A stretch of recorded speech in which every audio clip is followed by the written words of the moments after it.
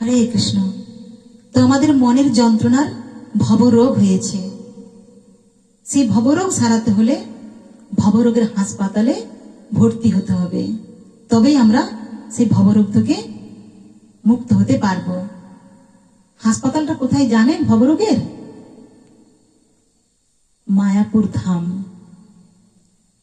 শ্রীল প্রভুপাদের হাসপাতালে আমাদেরকে ভর্তি হতে হবে, তবেই আমরা এই ভবরোগ থেকে মুক্ত হতে পারবো। ডাক্তার কি জানেন? ডাক্তার হলেন শ্রীল অভয়াচরণ প্রভুপাদ।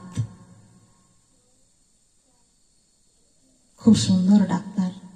অতএব ওই হাসপাতালে যদি আমরা ভর্তি হই, তাহলে আমরা ভবরোগ থেকে মুক্ত হতে পারবো। তো আপনারা সবাই মায়াপুর ধাম শ্রীল অভয়াচরণ প্রভুপাদের ভবরোগের হাসপাতালে সবাই ভর্তি হন, তাহলে আপনারা সবাই দেখবেন ভবরোগ থেকে মুক্ত হয়ে যাবেন। হরি বল। হরে কৃষ্ণ।